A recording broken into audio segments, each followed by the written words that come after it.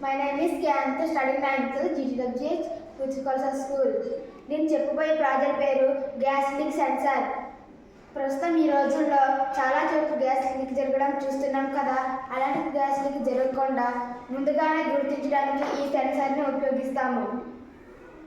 దీనివల్ల చాలా వరకు ప్రాణ నష్టాన్ని కూడా జరగకుండా చూడవచ్చు. ఇది ఎలా పనిచేస్తుందంటే